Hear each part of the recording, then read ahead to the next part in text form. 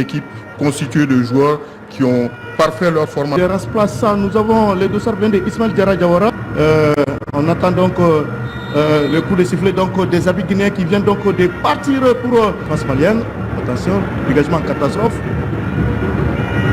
Et les ballons qui vont sortir de l'autre côté. En tout cas, début quelque peu timide. C'est vrai, depuis le début, ce sont les jeunes aigles du Mali qui ont le pied sur le ballon. Et pour l'instant, le pénal s'est montré dangereux. Peut-être sur cette action qui les a. Ah, très joli talonnade. Attention, que va-t-il faire? Et peut-être l'ouverture du score ici. Ouverture du score par Youssoufou Niakate.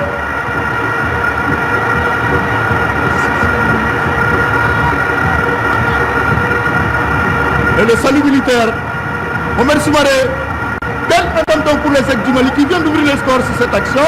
Et certainement la réalisation qui va nous proposer le replay. Et effectivement, c'est une bonne action parce que là, on a vu que depuis le début du match, l'équipe de Guinée-Bissau se regroupe très facilement sur le plan défensif. Donc il appartenait aux Maliens qui avaient la balle de casser les lignes par des passes rapides ou bien des passes en 1-2 à 2. Et là, on a vu que sur une de ces actions, le Mali a réussi à marquer. Et tant mieux pourvu que ça continue et ça continue aussi lors de la CAN. En tout cas, belle action donc, qui a donc été amorcée par Sekou Koïta avec cette jolie talonnade pour servir son partenaire. Et Lassana Koulibaly qui est donc qui s'infiltre. Et c'est score fleuve face à la Sierra Leone aujourd'hui. L'Angola et la République démocratique du Congo fait nul 0-0.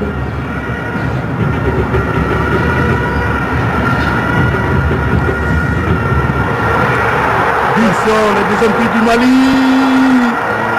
Deuxième but du Mali. Et si je ne m'abuse cette fois-ci, c'est Lassana Koulibaly. On va se prosterner pour dire merci à Dieu. Et le banc malien qui a exulté et les supporters qui s'en donnent à cœur joie. Ah, décidément, les Aigles du Mali qui sont très bien partis dans cette partie. Oui, surtout, ils ont profité des pertes de balles en phase offensive de l'adversaire. Voilà. Cette lecture de Sekou Koïta. Et là, ça a directement le plat de pied. Oui. Il n'a pas du tout hésité.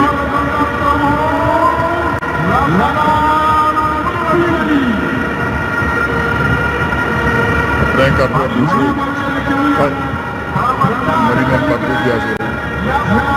Le jeu qui reprend, c'est Sekou Niakate qui va prendre sa place. Certainement dans l'axe, changement poste pour poste. Hein. Poste pour poste. Les garçons aussi, lors de ces dernières sorties avec les Aigles du Mali, a fait une belle prestation. Et c'est presque pareil aussi dans ce club. On l'a suffisamment vu en Ligue des Champions, le Sporting Braga. Moi, je pense réellement que c'est un nouvel espoir au niveau donc des Aigles du Mali.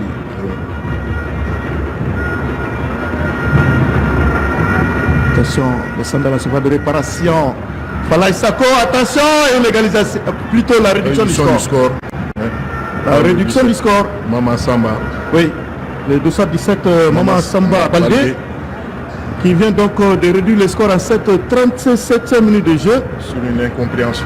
Oui, absolument. Au niveau de la défense. Erreur monumentale d'ailleurs, on ne va pas caresser les mots. Vous avez vu, on voit le replay. Falaï qui contrôle les ballons dans sa surface de réparation. Vous voyez, comme s'il a été surpris par les ballons. Et c'est même un amorti du tibia. Justement.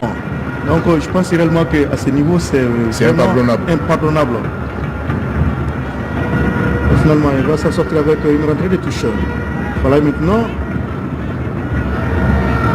Attention. Le pressing malien. Nouvelle sortie de balle au bénéfice de Falaï Sako des Aigles du Mali. Attention, Ibissuma, la tentative de Inde. Attention, le troisième but des Aigles du Mali. Par le jeune virevoltant Kamori Doumbia. On entendait le jeune homme. Il se prosterne. André Chon la mette pour dire merci au Seigneur.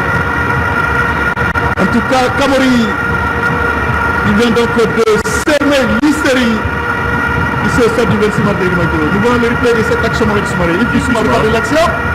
Il va prendre appui sur l'Arsenal, plutôt Sekou Niakate. pour aller buter sur le portier et le chef de l'équipe dans l'éventail de récupération. On veut donc envoyer le ballon au fond des filets. Et ça fait désormais 3 buts à 1. On va servir Moussa Diarra. Voilà. C'est en ce moment qu'il faut éviter le contact parce que non, les équipes s'exposent à la contre-attaque. Bissau Guinée, attention, le centre en retrait. Et une fois de plus, la réduction du score. oui. La réduction du score, si je ne m'abuse pas, les dossards disent, voilà Carlos Manuel. Carlos Manuel Mané. Ouais, avec quelle facilité Mohamed Soumaré. Et je pense réellement que le centre donc des moments, ouais, la défense malienne très laxiste. Qui va servir Kilawa, oh là là. Fousseni, c'est pas complètement perdu. Fousseni, balle au pied. Fousseni va centrer. Et là encore, c'est la défense bissau-guinéenne qui se dégage en corner. Oui, qui se dégage en corner. Et je pense réellement que c'est le premier corner malien. Oui, le premier corner malien de la partie. Après 67 minutes de jeu. Ah oui, le nouvel entrant, apparemment il n'avait pas l'information dans son dos. Ah, et le corner rapidement joué à la Rémoise. Nena Dorgeles, il va centrer. Et c'est le 4e but du Mali.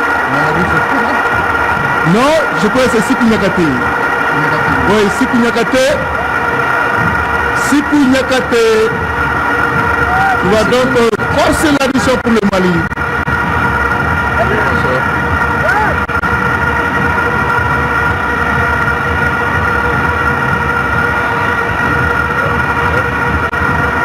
Pendant ce temps, Félix Poussel remonte les bretelles dans certains joueurs.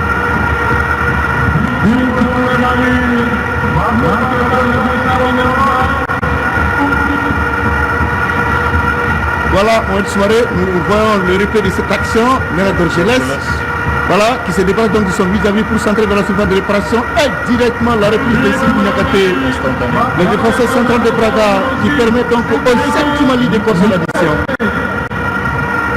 Et ça fait désormais 4 buts à 2.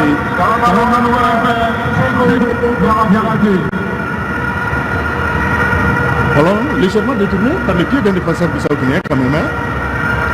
Par des côtés bissau-guinéens.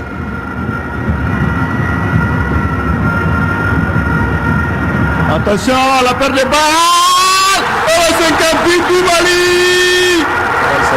Falaye Sato qui va une fois de plus enfoncer les clous pour les équipes du Mali. Et ça fait désormais 5 pour le Mali, 2 pour la Guinée-Bissau. Falaye Sato, c'est vrai. Et c'est ce qu'on avait demandé à l'équipe. Mettre le pressing sur l'adversaire, surtout dans son camp, au niveau des passes, et ça a fini avec cette passe balancée. Ça permet à l'équipe de marquer son salaire. Voilà, les secs du Mali. Ils sèment l'hystérie ici au stade du 26 mai de Irimadio. Et les supporters qui jubilent, comme vous les voyez sur le petit écran.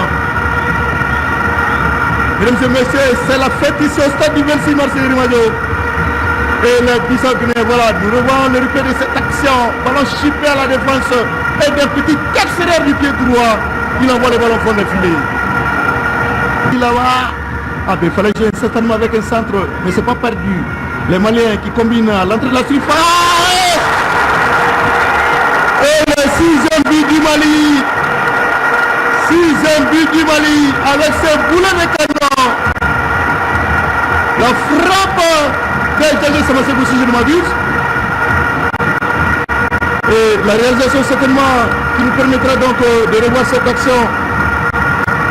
85e minute de jeu. Le 6e but du Mali.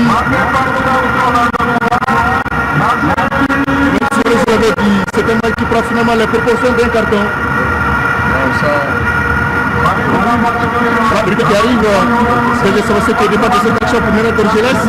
Il prend appui sur la Cincinnati qui va frapper. Ah oui, absolument.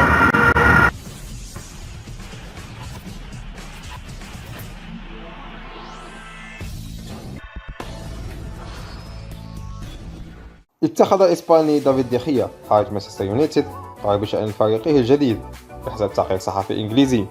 ورحل ديخيا عن صفوف مانشستر يونايتد في الصيف الماضي بنهاية عقده ولم ينتقل لأي نادي آخر. وارتبط اسم ديخيا بالانضمام إلى الريال بعد إصابة تيبو كورتوا، لكن المال يتعاقد مع مواطنه كيبا. وبحسب صحيفة داسان البريطانية فإن ديخيا منفتح على الانتقال لصفوف نيوكاسل. كانت التقارير الصحفية قد تحدث عن اهتمام نيوكاسل بضم ديخيا لتعوي إصابة الأساسي نيك بوب، وقد يغيب نيك بوب عن الملاعب تتراوح ما بين 4 إلى 5 أشهر بعد تعرضه للإصابة في الكتف ضد مانشستر يونايتد. وتم استبدال بوب بالحارس الاحتياطي مارتينيز في الدقيقة الأخيرة من المباراة. وكان دورو فيكا 34 عاما قد قضى النصف الأول من الموسم الماضي بديلا لديخيا أثناء إعارته لمانشستر يونايتد. وينوي ديخيا خوض جلسة مع المحدث بشأن تأجيل عقده مع نيوكاسل. وكان ديخيا يتقاضى راتبا قيمته 375 ألف جنيه استرليني أسبوعيا في أولد ترافورد، ويتعين عليه خفض راتبه من أجل الانضمام إلى نيوكاسل يونايتد.